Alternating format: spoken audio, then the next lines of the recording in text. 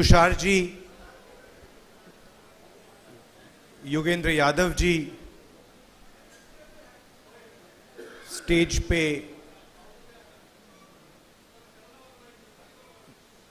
कैसे बोलें, मैं नॉर्मली वरिष्ठ नेता बोलता हूं, बट स्टेज पे एमिनेंट पर्सनैलिटीज, सोशल एक्टिविस्ट्स और यहाँ हॉल में आप सब जो आए हैं, आपका यहाँ बहुत बहुत स्वागत, नमस्कार।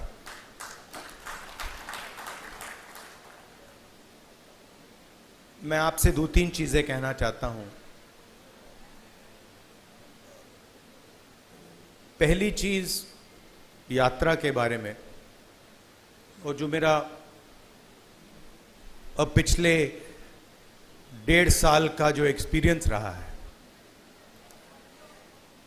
पिछले साल हम भारत जोड़ो यात्रा पे निकले, 4000 किलोमीटर चले कन्याकुमारी से कश्मीर, और हम सबको, मुझे तो पहली बार हिंदुस्तान को नजदीकी से देखने का मौका मिला। मेरे दिमाग में एक हिंदुस्तान था, एक इंप्रेशन था, और जैसे ही मैं चलना शुरू किया, वो इंप्रेशन टूटता गया, बदलता गया, और अंत में जब मैं कश्मीर पहुंचा, मेरा रियलाइजेशन ये था कि जिस चीज को मैं हिंदुस्तान मानता था वो एक्चुअली हिंदुस्तान था ही नहीं। वो मेरे इमेजिनेशन का हिंदुस्तान था, अनइन्फॉर्म्ड हिंदुस्तान था। और ये जो मैं हिंदुस्तान भारत जोड़ो यात्रा में जिसको देखा है, ये भी एक प्रकार से अनइन्फॉर्म्ड हिंदुस्तान है। ये पहले वाले हिंदुस्तान से बेहतर इन्फॉर्म्ड है, मगर ये भी हिंदुस्तान की समझ नहीं है, सुपरफिशियल है। मगर उस यात्रा में दो चीजें बड़ी क्लियर थी। एक कि हिंदुस्तान नफरत का देश नहीं है, मोहब्बत का देश है। और इस देश में, इसके डीएनए में रिस्पेक्ट, मोहब्बत, ये बहुत गहरा है।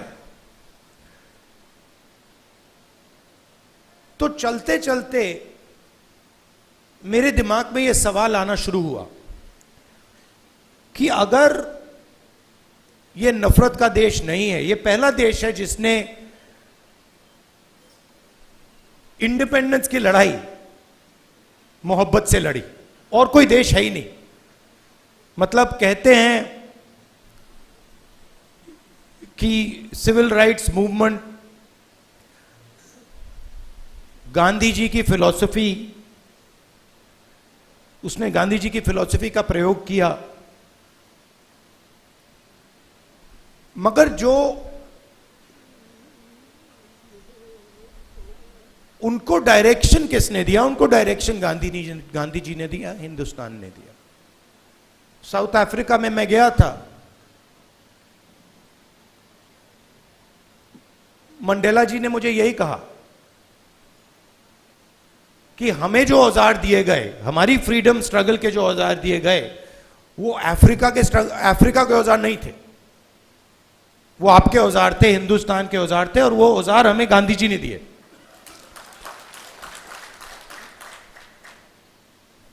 तो जब मैं चल रहा था, मेरे दिमाग में यह सवाल आया कि अगर हिंदुस्तान मोहब्बत का देश है, तो इसमें नफरत क्यों फैल रही है? क्योंकि इतना आसान नहीं होना चाहिए नफरत को फैलाना। हम कहते हैं बीजेपी नफरत फैलाती है, बट कोई ना कोई फाउंडेशन तो होगा, कोई ना कोई बेसिस तो होगी इस नफरत की। तो ये सवाल मेरे दिमाग में था, और आस्ते आस्ते मुझे बात समझ आने लगी कि नफरत का कारण अन्याय है, कि ये देश में गरीबों के साथ, किसानों के साथ, दलितों के साथ, महिलाओं के साथ, युवाओं के साथ, सबके साथ हर रोज अन्याय होता रहता है। 2-3% लोग हैं इस देश में जिनको न्याय का एक्सेस मिलता है। 2-3%, ज्यादा से ज्यादा 5% लोग हैं। उनके लिए कोर्ट्स काम करते हैं, उनके लिए सरकार काम करती है, सारे इंस्टीट्यूशंस में उनके लिए जगह है। बट अगर हम 90% लोगों को देखें, उनके साथ 24 घंटा अन्याय हो रहा है। 16 लाख करोड़ रुपए 20-25 लोगों का कर्जा माफ हुआ। जीएसटी का पैसा है, जनता का पैसा है, किसानों का पैसा है, मगर किसानों का 1 रुपया माफ नहीं होता है। और मैंने सरकार के अंदर से देखा है, जब हमने किसान कर्जा माफी की बात उठाई, जब हम सरकार में थे, तो रिस्पॉन्स मिला कि यह ठीक नहीं है, इससे किसान आलसी हो जाएगा।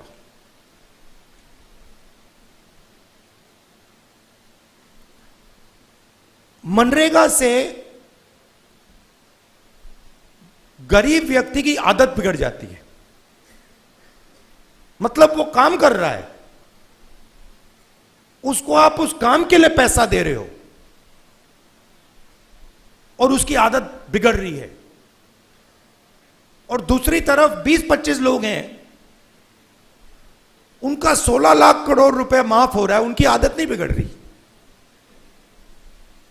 वो उसको पता नहीं विकास कहते हैं, डेवलपमेंट कहते हैं, प्रोग्रेस कहते हैं, पता नहीं क्या कहते हैं।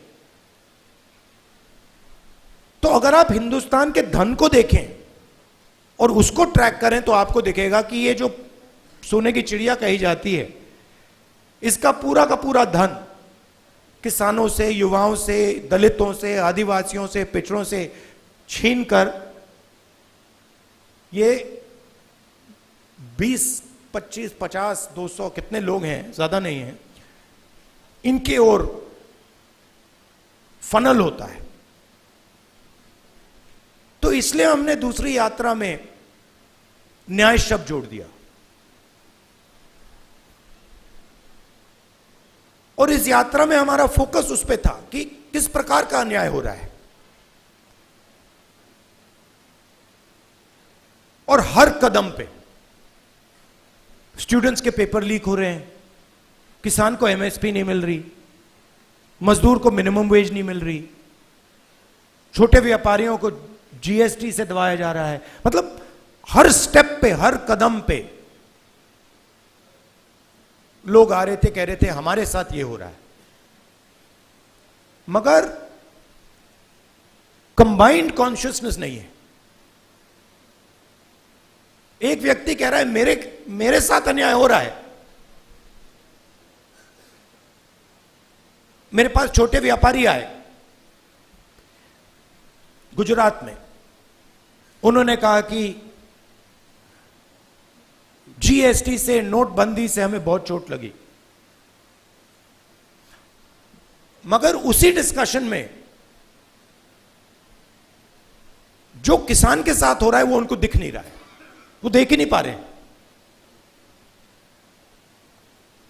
तो मेरे खिलाफ जो अन्याय हो रहा है वो मुझे दिख रहा है, मगर मेरे भाई के साथ जो हो रहा है मुझे दिख नहीं रहा है।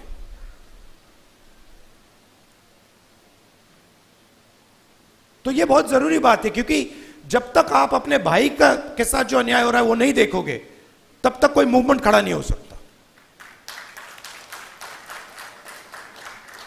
मैं जूडो करता हूं और उसमें एक बड़ी इंटरेस्टिंग चीज है, उसमें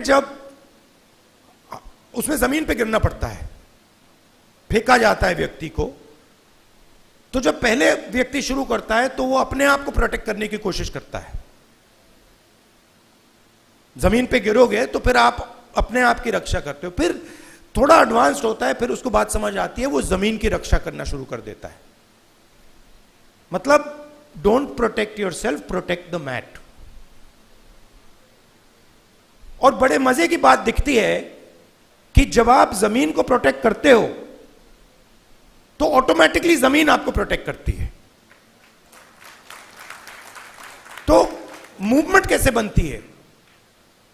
मूवमेंट जब बनती है जब मैं अपने दर्द को छोड़कर मेरे साइड में जो खड़ा है उसके दर्द की रक्षा करना शुरू करता हूं, ऑटोमेटिकली वो मेरी रक्षा करेगा, उसको करना ही पड़ेगा। तो ये एक मेंटल लीप की जरूरत है। सबको दिख रहा है कि भाई किसान को दिख रहा है, मजदूर को दिख रहा है, सबको दिख रहा है, मगर एक दूसरे का दर्द नहीं दिख रहा किसी को। मेरा एक्सपीरियंस है दूसरी यात्रा का। आखिरी बात देखिए, आपने राहुल गांधी का नाम बहुत बहुत बार लिया। कांचा जी मेरे दोस्त हैं, उन्होंने नारे भी दे दिए। ये राहुल गांधी नहीं है, ये हिंदुस्तान में करोड़ों लोगों की फीलिंग है। उनमें से मैं एक हूं और आप मेरे ऊपर फोकस कर देते हैं। बट भारत जोड़ो यात्रा में मैंने अपनी आंखों से देखा, मैं अकेला नहीं चल रहा था, लाखों लोग चले थे मेरे साथ। और एक्चुअली भारत जोड़ो यात्रा की स्ट्रेंथ राहुल गांधी नहीं था। भारत जोड़ो यात्रा की स्ट्रेंथ वो बाकी लोग थे। तो उन पे भी फोकस होना चाहिए। लड़ना हमें एक साथ है। और ये हिंदुस्तान के दो एक्सप्रेशंस के बीच में लड़ाई है। ये राहुल गांधी, मोदी, बीजेपी, कांग्रेस के बीच में लड़ाई नहीं है। हिंदुस्तान के नेचर के अंदर दो आत्माएं हैं और ये उन दोनों आत्माओं के बीच में लड़ाई है। एक आत्मा कहती है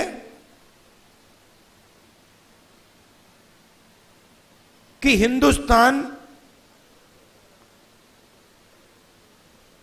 बीच से चलाया जाएगा, ऊपर से चलाया जाएगा और सारे लोग ऊपर देख के ऑर्डर लेके इस देश को चलाएंगे। और ये एक सोचने का तरीका है हिंदुस्तान में। बहुत सारे लोग इसको मानते हैं, एक्सेप्ट करते हैं। और एक दूसरा तरीका है कि हिंदुस्तान को डिसेंट्रलाइज तरीके से हिंदुस्तान के सब लोगों को सुनकर चलाया जाएगा,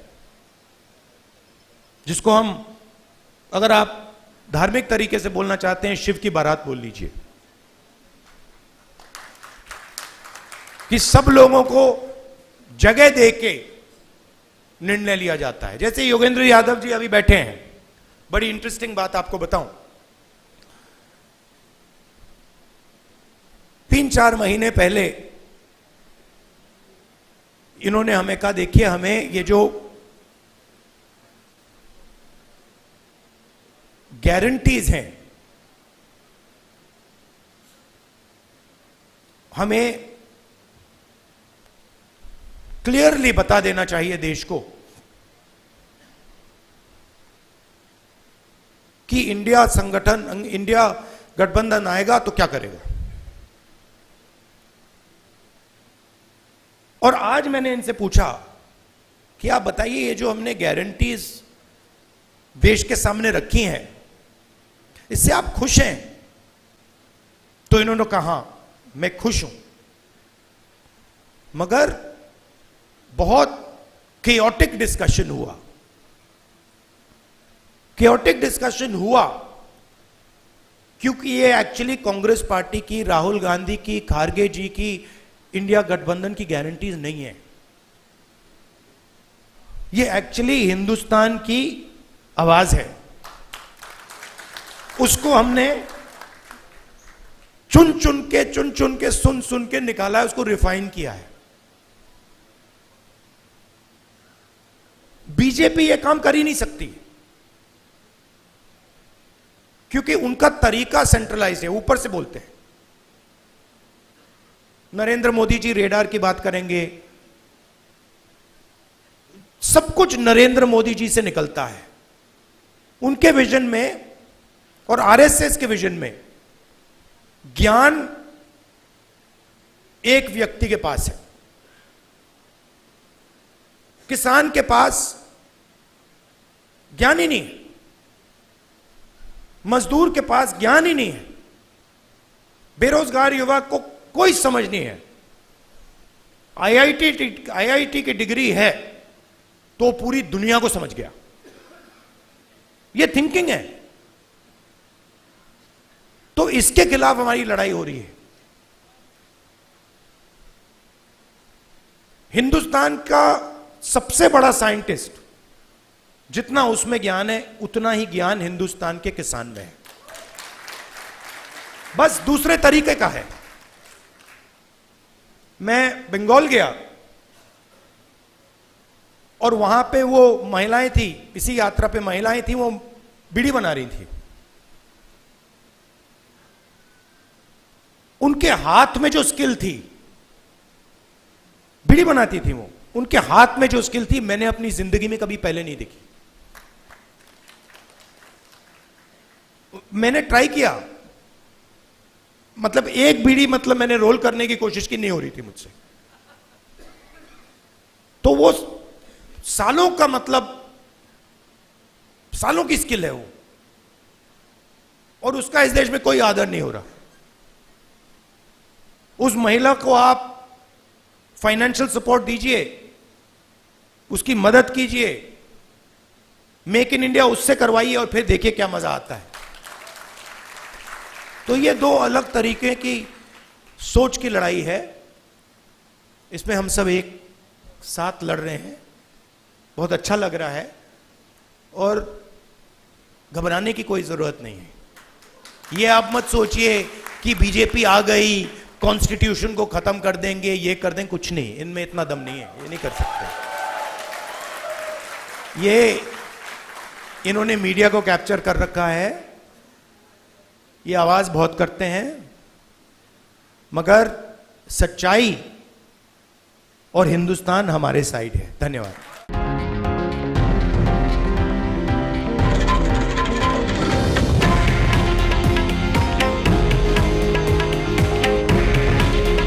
हे आहे देशातील नंबर 1 न्यूज नेटवर्क आणि आपण पाहत आहात TV9 मराठी। काळजी तुमची, हित महाराष्ट्राचं।